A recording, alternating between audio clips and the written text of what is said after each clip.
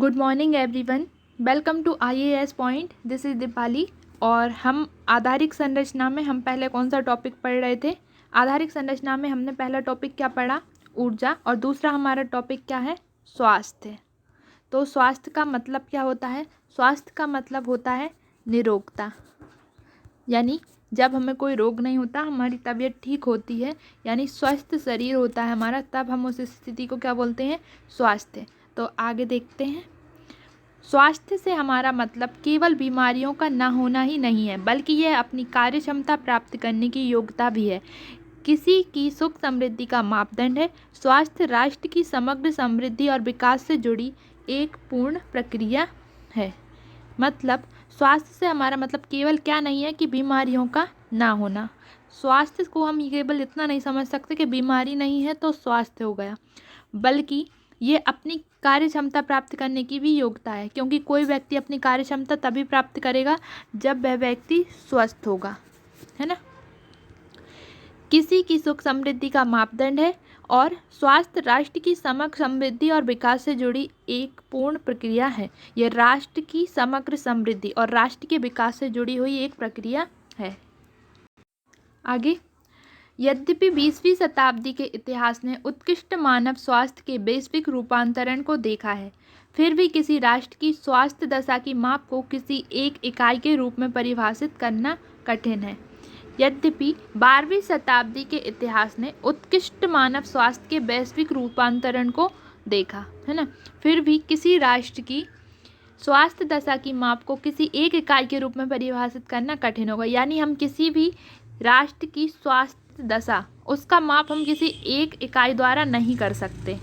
उसके लिए हमें कई चीज़ों की ज़रूरत होगी। कोई एक इकाई नहीं बता सकती कि उस राष्ट्र की स्वास्थ्य दशा कैसी है।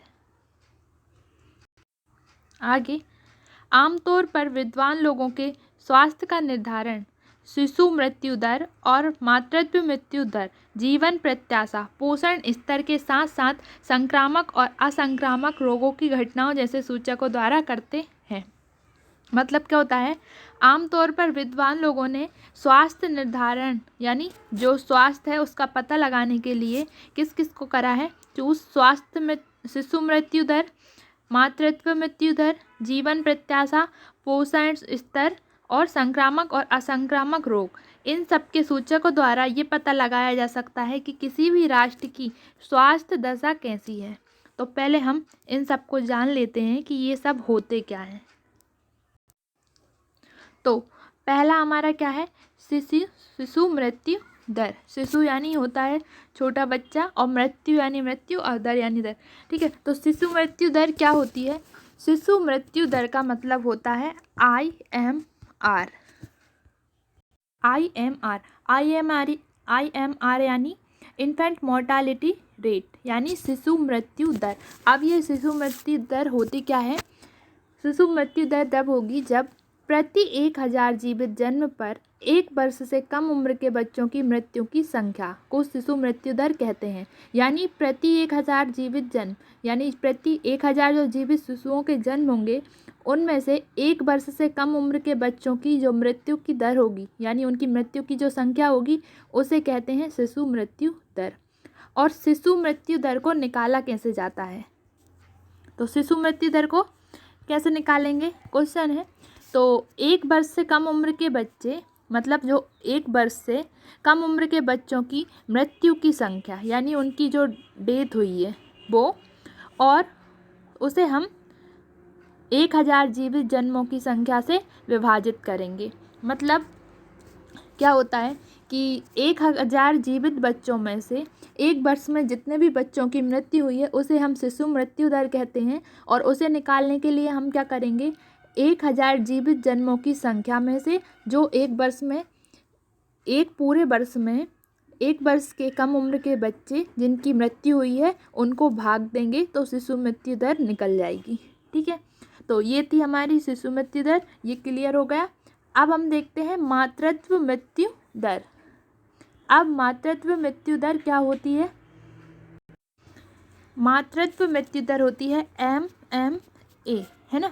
इंग्लिश में इसे कहते हैं मैटरनल मोर्टालिटी रेशियो, है ना।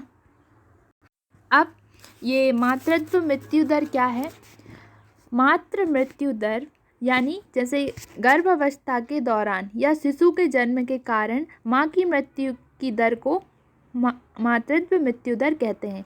यानी गर्भ अवस्था यानी प्रेगनेंसी और बच्चे को जन्म देते वक्त अगर किसी माँ की मृत्यु हो जाती है तो उसे हम मातृत्व मृत्यु दर कहते हैं, है ना।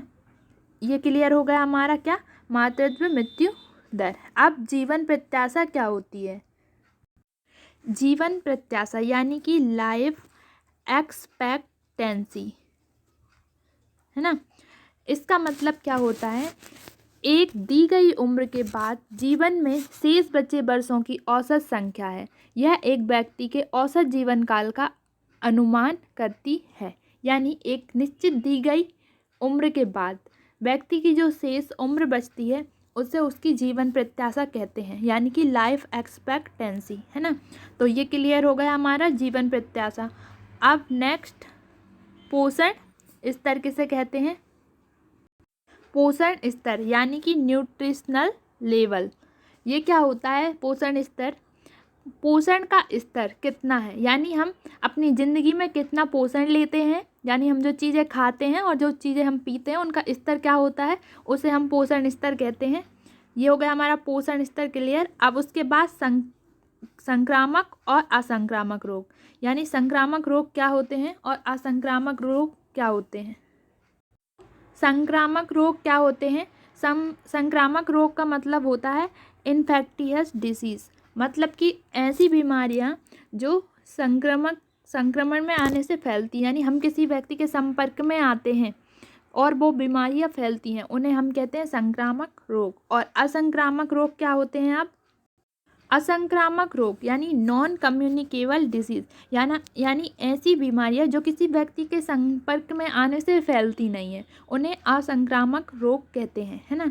तो आमतौर पर विद्वान लोगों ने स्वास्थ्य के निर्धारण यानी स्वास्थ्य की दर का पता लगाने के लिए शिशु मृत्यु दर, मातृ मृत्यु दर, जीवन प्रत्याशा, पोषण स्तर, संक्रामक और असंक्रामक रोग, इन सब घटनाओं के सूचकों द्वारा हम ये पता लगा सकते हैं कि किसी भी राष्ट्र की या किसी भी स्थान की स्वास्थ्य दर या स्वास्थ्य की दशा कैसी है ना। क्लियर।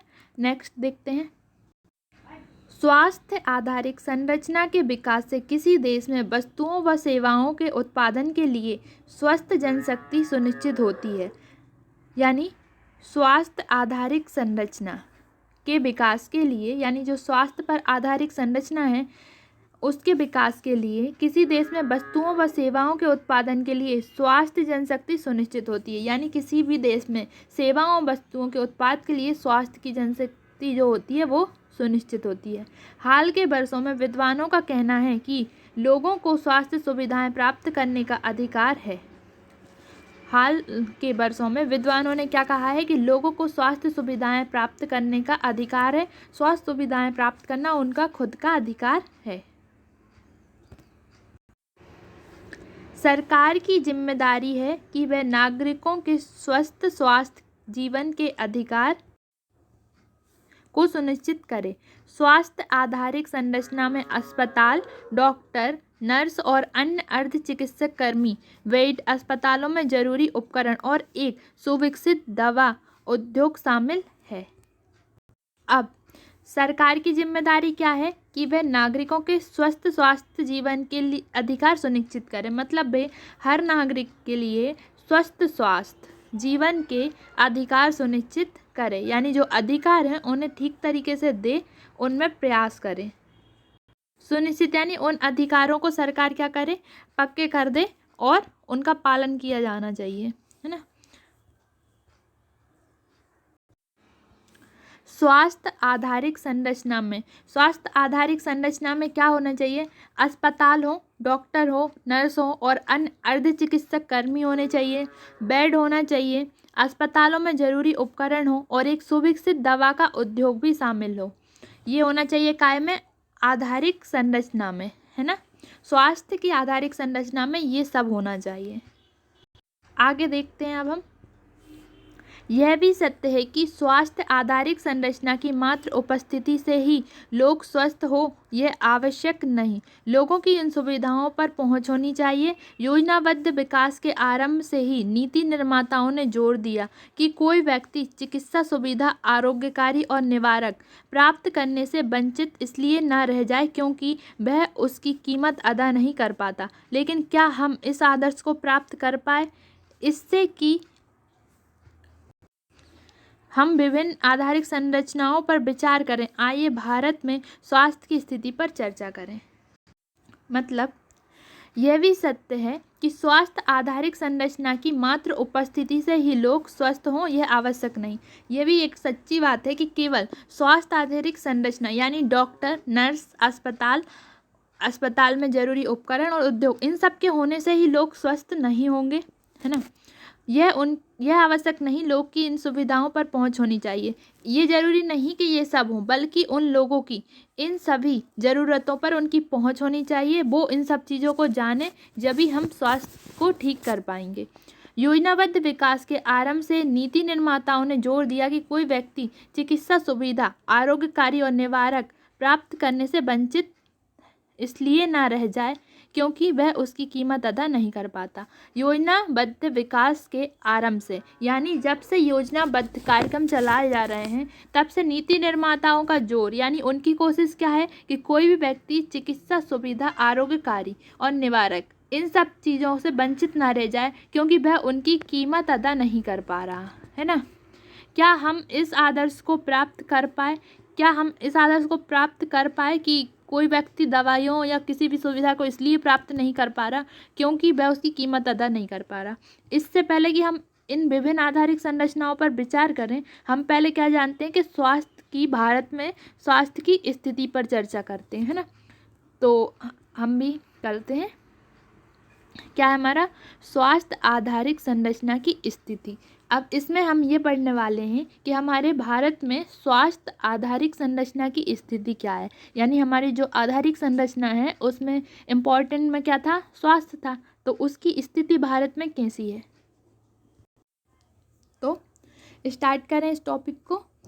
सरकार पर यह संवैधानिक जिम्मेदारी है कि वह स्वास्थ्य, शिक्षा, भोजन में मिलावट, दवाएं तथा जहरीले पदार्थ, चिकित्सा व्यवसाय, जन्म मृत्यु संबंधी आंकड़े, मानसिक अक्षमता और पागलपन जैसे स्वास्थ्य संबंधित गंभीर मुद्दे को निर्देशित व विनियमित करे। यानी सरकार की यह संवैधानिक जिम्मेदारी है क्या है कि वह स्वास्थ्य और शिक्षा यानी स्वास्थ्य की व्यवस्था, शिक्षा की व्यवस्था, भोजन में मिलावट जैसी चीज़ों को ख़त्म करे, उन पर ध्यान दे, दवाई तथा जहरीले पदार्थ, चिकित्सा और व्यवहार, जन्म मृत्यु संबंधी आंकड़ों को सही करने की कोशिश करे, मानसिक अक्षमता और पागलपन जैसे स्वास्थ्य संबंधित गंभीर मुद्दे को निर्देशित कर विनियमित करे।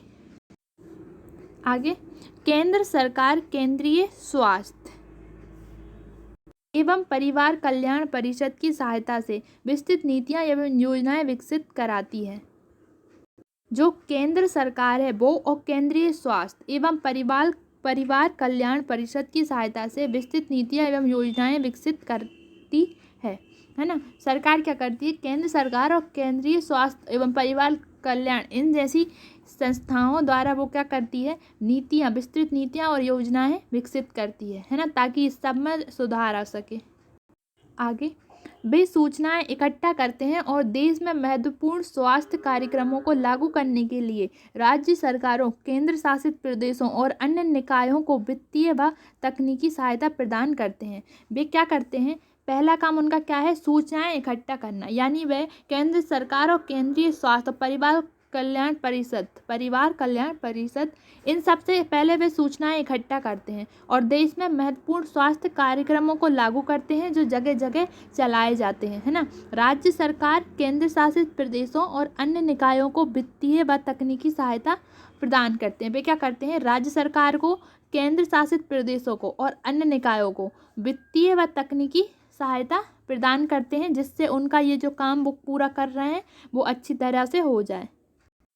आगे, पिछले वर्षों के दौरान भारत ने विभिन्न स्तरों पर एक व्यापक स्वास्थ्य आधारित संरचना और जनशक्ति को विकसित किया है। गांव के स्तर पर सरकार ने अनेक प्रकार के अस्पतालों की व्यवस्था की है। भारत में ऐसे अस्पतालों, तकनीकी रूप से प्राथमिक स्वास्थ्य केंद्रों PSCS देखें बॉक्स 8.5 की संख्या भी अधिक है ना, जो कि स्वैच्छिक संस्थाओं और निजी क्षेत्रों द्वारा चलाए जा रहे हैं।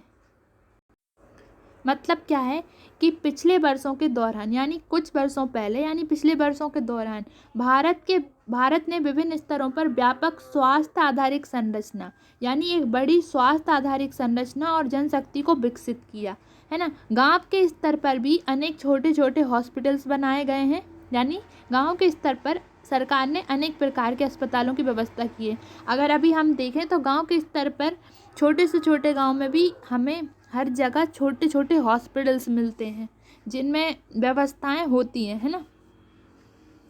तो आगे, भारत में ऐसे अस्पतालों, तकनीकी रूप से प्राथमिक स्वास्थ्य केंद्रों, भारत में ऐसे अस्पताल, प्राथमिक स्वास्थ्य केंद्र जैसे PSCS देखें 8.5 की संख्या भी है। ये हम 8.5 अभी देखते हैं, जो कि स्वैच्छिक संस्थाओं और निजी क्षेत्र द्वारा चलाए जा रहे हैं।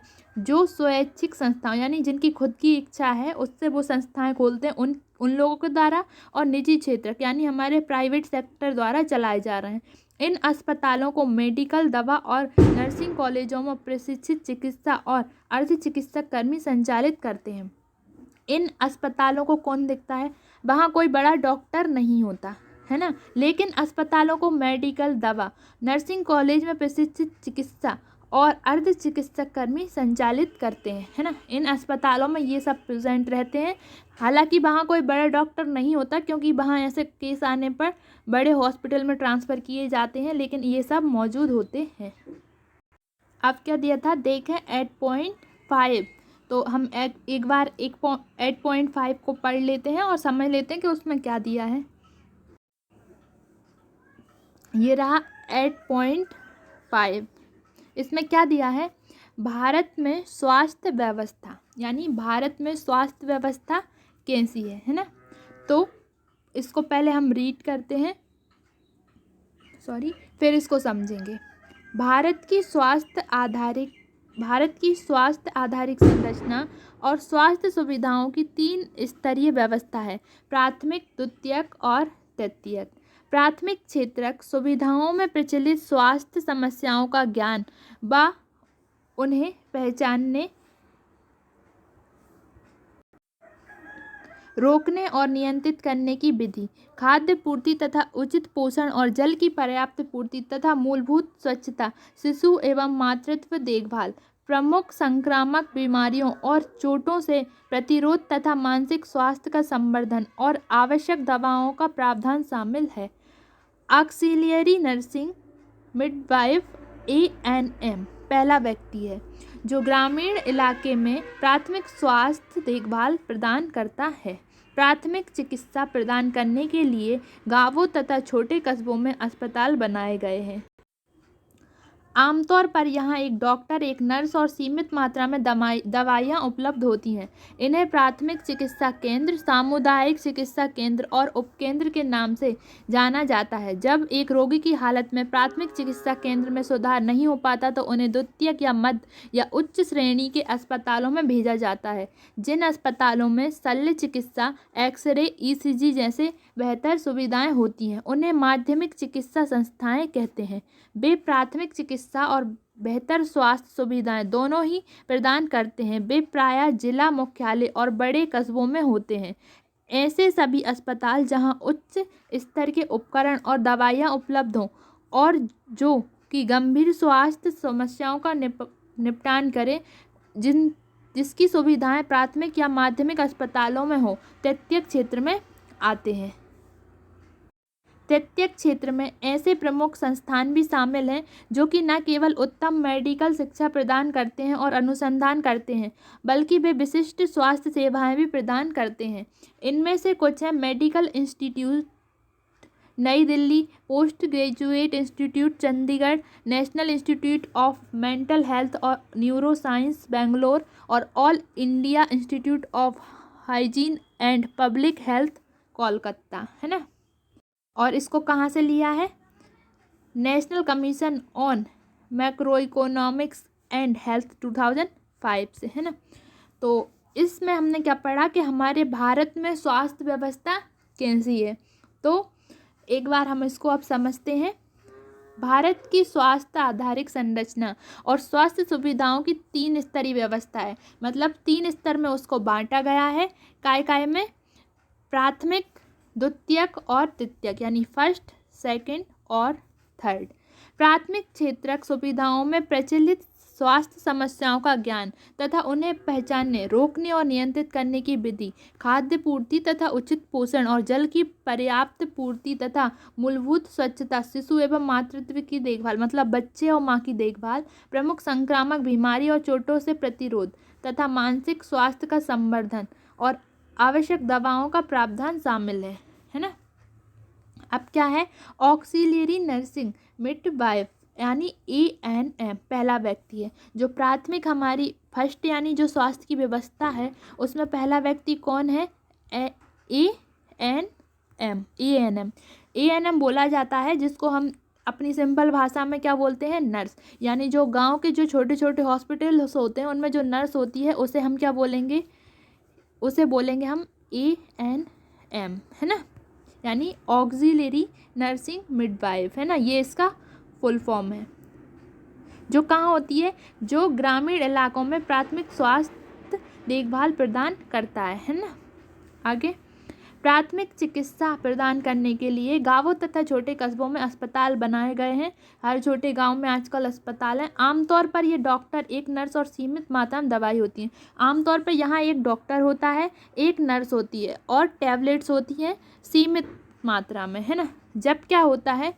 प्राथमिक चिकित्सा केंद्र सामुदायिक चिकित्सा केंद्र और उपकेंद्र के नाम से जाना जाता है। अब जो फर्स्ट प्राथमिक शिक्षा केंद्र है वो किस किस नाम से जाना जाता है? प्राथमिक शिक्षा केंद्र, सामुदायिक चिकित्सा केंद्र, प्राथमिक चिकित्सा केंद्र, सामुदायिक चिकित्सा केंद्र और उपकेंद्रों के नाम से जाने जाते हैं। ज़्यादातर उन्हें प्राथमिक चिकित्सा केंद्र कहा जाता है। जब रोगी की हालत में प्राथमिक चिकित्सा केंद्र में सुधार नहीं हो पाता, जब 1, 2 और 3 में बांटा है, लेकिन जब रोगी यानी जो भी पेशेंट होता है उसकी तबीयत कुछ ज़्यादा बेकार होती है, यानी इस फर्स्ट में उसका काम नहीं होता है, तो उसे सेकंड वाले चिकित्सा केंद्र में भेज दिया जाता है, यानी कि द्वितीयक या मध्य या उच्च श्रेणी के अस्पतालों में भेजा जाता है। जिन अस्पतालों में शल्य चिकित्सा, एक्सरे, ECG जैसे बेहतर सुविधाएं होती हैं। अब ये द्वितीयक क्षेत्र के जो हॉस्पिटल होते हैं उनमें क्या होता है? शल्य चिकित्साएं, एक्सरे, ECG बेहतर सुविधाएं होती हैं, जिससे जो पेशेंट होता है उसे और अच्छी सुविधाएं मिल पाती हैं। आगे, उन्हें माध्यमिक चिकित्सा संस्थाएं कहते हैं। वे प्राथमिक चिकित्सा और बेहतर स्वास्थ्य सुविधाएं दोनों ही प्रदान करते हैं। वे प्रायः जिला मुख्यालय और बड़े कस्बों में होते हैं। वह डिस्ट्रिक्ट में होते हैं या बड़े बड़े कस्बों में होते हैं। ऐसे सभी अस्पताल जहां उच्च स्तर के उपकरण और दवाइयाँ उपलब्ध हों और जो कि ऐसे गंभीर स्वास्थ्य समस्याओं का निपटान करें, उनकी सुविधाएं प्राथमिक या माध्यमिक अस्पतालों में हो, तृतीयक क्षेत्र में आते हैं। यानी ऐसी बीमारियां जो बहुत डेंजरस होती हैं उनका जो मतलब इलाज होता है उसकी व्यवस्था तृतीयक क्षेत्र में आती है। ठीक है, क्लियर। अब तृतीयक क्षेत्र में ऐसे प्रमुख संस्थान शामिल हैं न केवल उत्तम मेडिकल शिक्षा प्रदान करते हैं और अनुसंधान करते हैं, बल्कि वे विशिष्ट स्वास्थ्य सेवाएं भी प्रदान करते हैं। वे केवल मेडिकल शिक्षा यानी सिर्फ मेडिकल की स्टडी ही नहीं कराते, वे अनुसंधान भी होते हैं और वे स्वास्थ्य सेवाएं भी प्रदान करते हैं। इनमें से कुछ कहाँ कहाँ हैं? मेडिकल इंस्टीट्यूट नई दिल्ली, ठीक है, post graduate institute Chandigarh, national institute of mental health एवं न्यूरो साइंस बेंगलोर में है ये, all India institute of hygiene and public health, ये कहाँ है? कोलकाता। ये दिल्ली, चंडीगढ़, बेंगलोर और कोलकाता, इन जगहों पे बड़े बड़े हॉस्पिटल्स हैं जिनमें सारी व्यवस्थाएं होती हैं, है ना। तो ये हो गया हमारा, कौन सा टॉपिक था हमारा? 8.5 जो हमें पढ़ने के लिए बोला गया। अब come back to the topic, हम कहाँ थे? यहाँ पर इतना हमने सॉरी, इतना हमने कवर कर लिया था। इसके आगे से हम पढ़ना स्टार्ट करते हैं। स्वास्थ्य के बाद से स्वास्थ्य सेवाओं की संख्या में महत्वपूर्ण विस्तार हुआ। सॉरी, ये स्वतंत्रता के बाद से स्वास्थ्य सेवाओं में संख्या में महत्वपूर्ण विस्तार। स्वतंत्रता के बाद से स्वास्थ्य सेवा, यानी स्वतंत्रता के बाद से हमारी स्वास्थ्य सेवाओं में महत्वपूर्ण विस्तार हुआ है। कुछ इस टाइप से 1951 से 2000 के बीच अस्पतालों और दवाखानों की संख्या 9,300 से बढ़कर 43,300 हो गई। यानी जब 1951 में दवाई खानों और अस्पतालों की संख्या कितनी थी? 9,300, जो 2000 में कितनी हो गई? बढ़कर 43,300 हो गई। और अस्पताल तकनीकी रूप से प्राथमिक स्वास्थ्य केंद्र PSCS देखें बॉक्स 10.5 जहाँ हम पढ़ चुके हैं। हमने देखा है कि प्राथमिक स्वास्थ्य केंद्र यानी जो गांव में हॉस्पिटल्स होते हैं वो बेड होते हैं हॉस्पिटल के, वो 10.2 करोड़ से 70.2 करोड़ हो गए हैं। सारणी 8.3 देखें। 8.3 अभी हमने नहीं पढ़ी है, हम 8.3 को देखते हैं पहले। सारणी 8.3 इसमें क्या बताया है कि कब क्या बढ़ा। ठीक है, स्वास्थ्य व्यवस्था में कब क्या बढ़ा है। भारत में सार्वजनिक स्वास्थ्य संरचनात्मक सेवाएं 1951 से 2000, है ना। तो किस तरह से क्या कुछ बढ़ा, इसमें सब कुछ बताया गया है ना। मध्य 1951, 81 और 2000। अस्पताल 2694 थे, यहाँ कुछ 6805 हो गए और यहाँ 15,888 हो गए।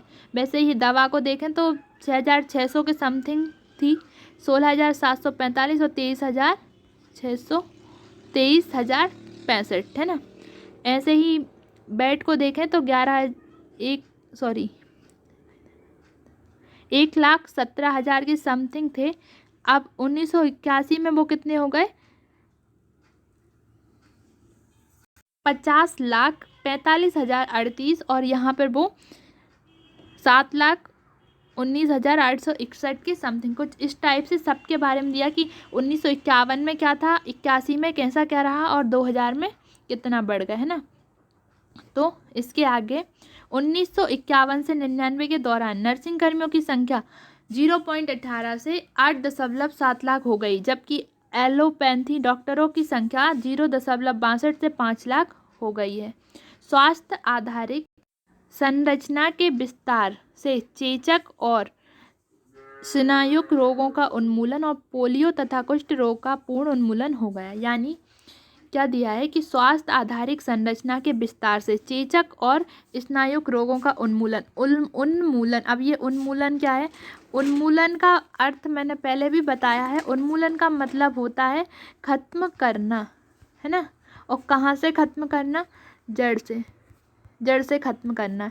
यानी स्वास्थ्य आधारित संरचना के विकास से क्या हुआ? चेचक, स्नायुक और पोलियो जैसी और कुष्ठ रोग जैसी बीमारियां जड़ से खत्म हो गई हैं, है ना। तो ये था हमारा आज का टॉपिक। हमने स्वास्थ्य को जाना, स्वास्थ्य क्या होता है, और उसके बाद हमने भारत में स्वास्थ्य की स्थिति जान ली, है ना। तो ये हमारा आज का टॉपिक यहाँ ख़त्म होता है। अगर आपको इसमें कुछ भी कहीं भी समझ में नहीं आता है तो आप मुझे कमेंट में बता सकते हैं, क्योंकि आप बताएंगे नहीं जब तक मुझे पता कैसे चलेगा कि आपको क्या बात समझ में आई और क्या बात समझ में नहीं आई, है ना। तो थैंक यू सो मच। अगर नहीं आता है समझ में तो प्लीज़ बताया करो।